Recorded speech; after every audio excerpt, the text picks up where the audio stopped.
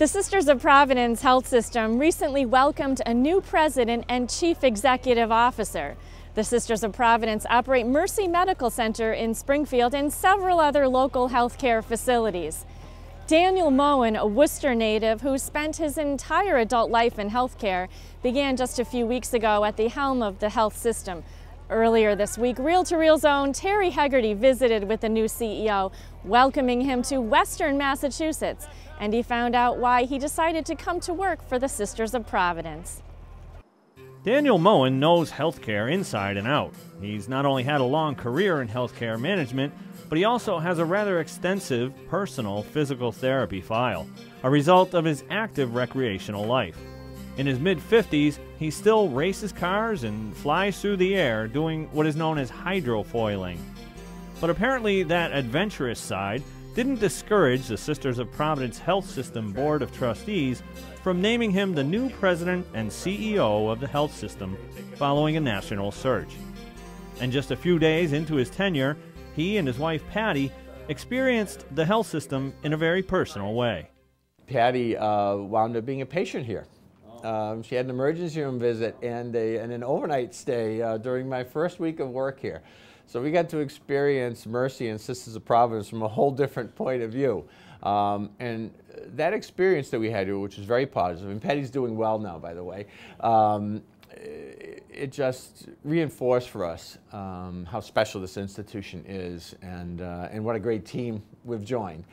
A native of Worcester, he began his responsibilities in Springfield just a few weeks ago, replacing interim CEO Dr. William Bithany, who had served since Vincent McCorkle resigned as CEO last June. For the last 21 years, Daniel Moen has served as president and CEO of Haywood Hospital in Gardner. The SPHS system is about 3 times the size of Haywood Hospital, and that increased responsibility is something he's very much looking forward to. I am somebody who loves a challenge. So I said for the next phase of my career, and what hopefully is the last phase of my career, what do I want to do? What's the next step that I want to take? And this being a Catholic institution and providing a set of services that I believe very strongly in, it all added up to an opportunity that hopefully will be good for me, and it'll be good for the Sisters of Providence Health System as well.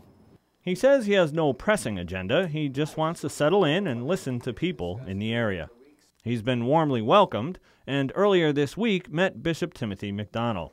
He and other SPHS officials discussed the future of the health system, which has facilities in all areas of the diocese. So how are you today? I'm very well, and yourself? Good. Everything I've seen here leads me to believe that the people who work here are just so patient-oriented. All the interactions I've seen, patients being helped by staff, family members being helped by staff. The word I would use is respect. The Moens now live in Western Massachusetts.